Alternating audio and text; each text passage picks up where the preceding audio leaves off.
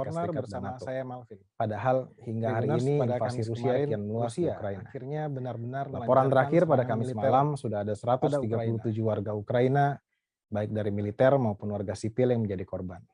Untuk membahas peran Amerika Serikat dan NATO untuk Ukraina, kita sudah tersambung melalui saluran Zoom dengan pendiri Sinergi Policies sekaligus pengamat hubungan internasional Dina Prapto Raharja. Selamat sore Mbak Dina, kabar sehat Mbak ya?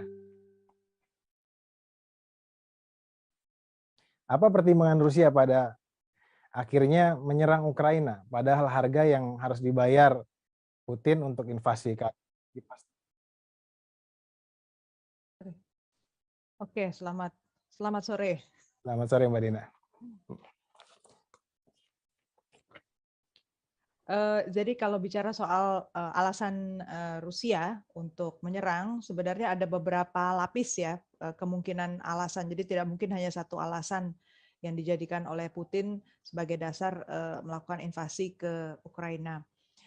Isu Ukraina ini sendiri kan sebenarnya sudah muncul sejak akhir Perang Dingin ya, sejak akhir Perang Dingin, di mana Ukraina pada dasarnya selain ingin independen, bebas, sebenarnya bebas dari awalnya kan dia satelit dari Rusia ya, dari Uni Soviet gitu. Tapi challenge yang lain di sini adalah negara-negara Barat juga punya keinginan untuk memperkuat kehadiran di Ukraina. Seperti kita ketahui, Ukraina itu berbatasan langsung dengan Soviet atau Rusia saat ini.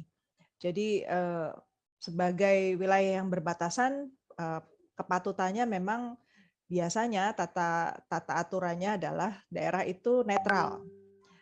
Dan pada masa Ukraina masih ada di bawah Soviet, pada dasarnya daerah ini menjadi tempat meletakkan senjata ya, menaruh persenjataan, rudal, dan aneka nuklir yang dimiliki oleh Soviet waktu itu. Jadi dalam rangka keluar dari Perang Dingin, Ukraina sendiri ingin punya posisi, salah satunya mereka ingin masuk ke NATO. Kita tahu tentu ada prestis sendiri untuk masuk ke NATO, selain karena kemudian relasi kerjasama ekonomi tentunya bisa lebih ditingkatkan juga dengan Uni Eropa, tentu ada faktor-faktor lain lah yang menunjukkan bahwa Ukraina memang jadi jauh lebih bebas daripada Soviet atau Rusia yang sekarang. Cuman ya dalam perkembangannya itu satu faktor aja. Faktor yang lain sebenarnya kita bisa lihat lebih luas daripada masalah politik yang berkembang di geografis tertentu, di geografis tadi. Kalau kita lihat dalam konteks yang lebih besar, Amerika Serikat pada masa pasca Perang Dingin, mereka juga punya kepentingan untuk menciptakan narasi yang baru. Salah satunya tentu bahwa Amerika Serikat menjadi satu-satunya kekuatan global yang paling dominan di tingkat internasional.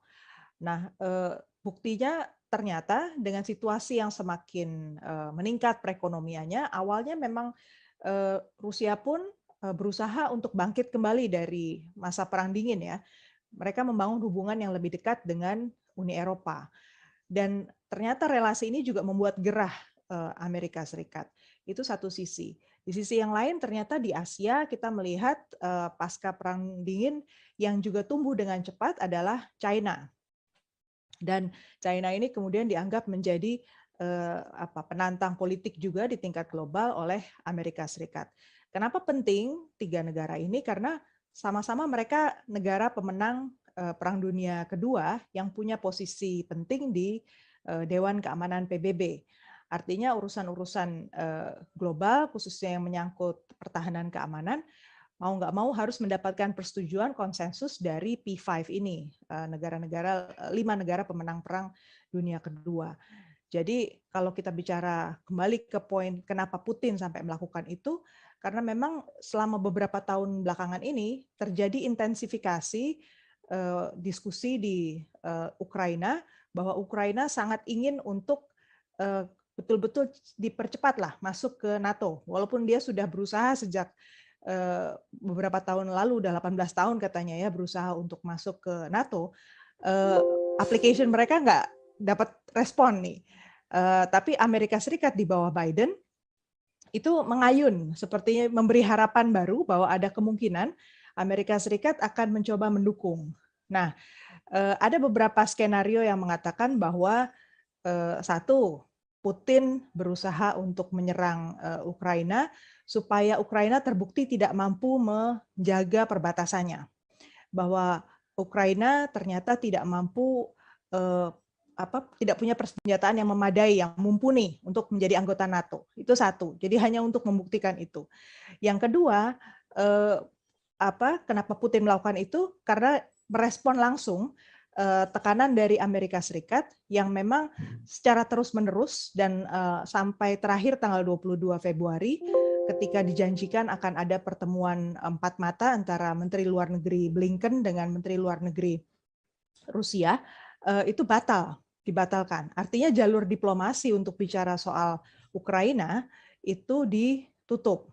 Sementara narasi yang berkembang tentang Rusia tetap naik terus bahwa pasca ada serangan terhadap penyerahan dukungan pada dua wilayah wilayah di dalam Ukraina yang kemudian diberi dukungan penuh oleh Rusia, itu makin membuat panas juga pihak Amerika Serikat. Jadi ini ada tawar-menawar yang dilakukan oleh Rusia dengan Amerika Serikat. Jadi ada relasi bilateral juga yang kita perlu pertimbangkan. Jadi itu dua hal. Dan kenapa timingnya menurut saya memang dia ingin tidak terduga ya, Putin. Kita lihat permainan Putin berarti ketika Amerika tidak siap, Amerika sebenarnya tidak dalam posisi untuk betul-betul menyerang Ukraina, kalaupun Rusia sampai masuk. Tetapi justru yang akan menjadi harus menanggung bebannya adalah Eropa gitu. Jadi kita bisa lihat bahwa pada akhirnya leverage atau daya tawar Rusia itu menjadi lebih besar dengan dia melakukan serangan ini. Itu saya melihat motivasinya seperti itu ya, walaupun rentetannya panjang, kira-kira begitu background-nya. Mbak Dina, tapi kan ketika Putin memutuskan untuk melancarkan serangan ke Rusia, itu akan direspon atau sudah direspon dengan rentetan sanksi ekonomi yang diberikan oleh negara barat, terutama Amerika dan sekutunya. Dan itu tentu akan mempunyai dampak yang cukup merusak bagi perekonomian Rusia. Ini bagaimana kalkulasi Putin ini bagaimana? Itu sepadan atau tidak dengan Ukraina itu? Ini yang menarik karena itu sudah dihitung oleh Putin sepertinya. Jadi kalaupun sanksi ekonomi itu muncul dan betul-betul diserapkan, sebenarnya yang paling rugi justru negara-negara anggota Uni Eropa. Kenapa? Karena mitra terbesar nomor 2 dari perdagangan Rusia itu adalah negara-negara Uni Eropa. Dan yang langsung akan menjadi korban bukan perusahaan-perusahaan besar di Uni Eropa per se, tapi masyarakat umum. Seperti penduduk biasa ya, dalam beberapa hari ini mereka harga gas di musim dingin yang sangat dingin ini, itu langsung naik lebih dari 2 kali lipat. Kemudian harga bahan-bahan pangan, karena rupanya bahan pangan seperti gandum, itu impor dari Rusia. Ya, kemudian produk-produk hasil ternak seperti susu, keju, kemudian sayur-sayur dan buah dari Eropa itu akhirnya jadi sulit kan masuk ke Rusia, harus mempertimbangkan itu. Tentu saja yang nantinya nggak punya income atau terganggu income-nya adalah penduduk Uni Eropa juga. Jadi sebenarnya kalau Rusia sendiri dia sudah diuntungkan kan dengan harga minyak bumi yang meroket akibat kejadian ini kan, dia justru malah surplus. Jadi ini satu hal yang menarik, sepertinya salah perhitungan juga dari pihak Amerika Serikat dan Uni Eropa. Dengan kata lain, sanksi ekonomi ini tidak akan menghentikan petualangan Putin di Ukraina untuk saat ini, Mbak Dina. Dia masih udah menghitung sepertinya ya, bahwa selama beberapa waktu ke depan, mungkin beberapa bulan atau malah beberapa tahun ke depan, ini dia masih akan survive. Apa ini yang terjadi kalau seandainya ini akan dibiarkan oleh Amerika? Artinya seandainya Ukraina pada akhirnya harus jatuh ke tangan Rusia. Apakah Ukraina akan ditinggalkan seperti misalnya dalam kasus Georgia dengan Ossetia atau misalnya dengan Crimea. Itu kan negara-negara barat pada akhirnya hanya sekedar ngomong saja, sekedar memberikan sanksi ekonomi, toh pada akhirnya juga tidak memberikan respon yang diharapkan, misalnya respon militer atau respon serangan balasan terhadap Rusia. Apakah ini akan terjadi juga nanti di Ukraina, terutama di dua wilayah itu? Ya bisa, karena memang timingnya kurang tepat juga ya. Ini Ukraina kan berusaha untuk punya daya tawar lebih ceritanya. Bukan hanya terhadap tetangganya di Uni Eropa, tapi juga di tingkat global gitu ya, bahwa dia pemain yang penting. Tapi pada faktanya memang situasi perekonomian negara-negara tetangga, kemudian juga Amerika Serikat, tidak dalam posisi untuk memberikan dukungan penuh seperti misalnya yang dibayangkan oleh Presiden Ukraina ini kan adalah deployment ini ya, senjata, pasukan gitu kan. Nah, itu bisa dibayangkan dalam situasi pandemi seperti sekarang, dan Biden juga sebenarnya belum ready sepenuhnya untuk masuk ke medan yang baru. Ya, pada akhirnya dia harus menciptakan narasi lagi kan, dan sekarang ya akhirnya rasa ditinggal gitu kan si Ukraina. Itu konsekuensinya, timingnya kurang tepat ya. Jadi kekhawatiran banyak orang tentang kemungkinan perang terbuka antara Amerika dan NATO di satu sisi dengan Rusia di sisi lain, itu seperti tidak akan terjadi ya Mbak Dina, dalam waktu dekat setidaknya? Dalam waktu dekat menurut saya enggak. Jadi ada satu perhitungan, bukan satu hal yang mustahil, karena kalau dalam situasi yang sekarang ini berbeda dengan beberapa tahun lalu. Kalau kira-kira beberapa tahun lalu kita bicara ada Iran misalnya diserang, apakah ini akan jadi perang dunia ketiga? Saya dengan tegas bilang tidak gitu, karena secara kontekstual tidak ada signifikansinya Iran di tingkat global, dan kondisi pada saat itu juga sama sekali nggak memungkinkan. Tapi dalam kondisi hari ini, satu faktor yang mungkin harus kita perhitungkan adalah ego Putin, serta kemungkinan juga bahwa Amerika Serikat, Biden, kalau dia dalam posisi perlu untuk meningkatkan daya tawar di tingkat domestik, dan sampai misalnya Putin berani menguji Amerika Serikat dengan cara melontarkan rudal ke wilayah NATO, mau nggak mau akan berubah strategi permainan, akan berubah juga posisi Biden yang sampai hari ini bilang dia tidak akan mengirimkan lebih dari sekedar bantuan uang dan persenjata pada Ukraina. Karena Ukraina kan memang bukan anggota NATO, tapi kalau yang kena, katakanlah misalnya perbatasan seperti Polandia gitu ya, yang tiba-tiba diserang oleh Rusia atau nyasarlah pelurunya ke sana, rudalnya ke sana, itu dampaknya bisa berubah. Karena rasa trust tadi, rasa tidak percaya ini sudah jauh lebih besar daripada sebelumnya. Permainan Amerika Serikat dan Rusia dari segi narasi, kemudian upaya untuk saling menegasikan, itu sudah jauh lebih tajam daripada tahun-tahun sebelumnya. Nah, Mbak Dina, apakah nanti juga Pak Vladimir Putin ini hanya berhenti di Ukraina saja? Kan biasanya kan ketika dia merasa sukses ada yang tadi Mbak Dina sebutkan, ada ego ya. Atau dia nanti akan maju ke negara-negara bekas Uni Soviet yang hari ini sudah bergabung ke NATO, katakanlah seperti Estonia, Latvia, Lituania. Itu peluangnya seperti apa Mbak Dina? Saya kira enggak, karena Estonia, Latvia, dan Lituania ini negara-negara yang relatifly secara ekonomi sudah jauh lebih baik, lebih kuat, dan mereka juga punya skema hubungan kerjasama ekonominya dengan Uni Eropa itu khusus gitu. Jadi dalam hal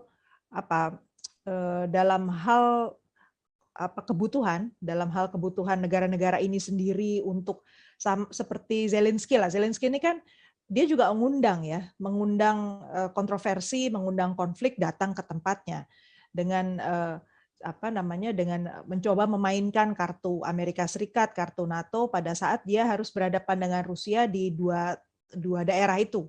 Jadi pada saat dia mengundang itu, satu hal yang tidak dia perhitungkan, posisi geografis dia sebenarnya membuat dia sangat rentan terhadap permainan negara besar, dan negara besar yang paling berisiko untuk tidak kehilangan apapun tapi dapat nama itu kan Amerika Serikat.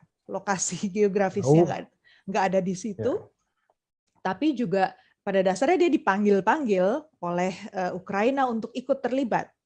Jadi kalau negara lain yang bekas satelitnya Rusia ini kan dalam posisi yang jauh lebih hati-hati ya. Mereka sudah mendekat jauh lebih dekat ke Uni Eropa gitu. Dan di situ aman-aman saja lah sih. Kita lihat sebenarnya Putin dalam beberapa tahun belakangan ketika bicara soal perluasan keanggotaan NATO, posisi Putin nggak terlalu banyak bicara kok tentang negara-negara lain ya yang sudah ada di sekitarnya itu kalau mau masuk NATO seperti apa gitu.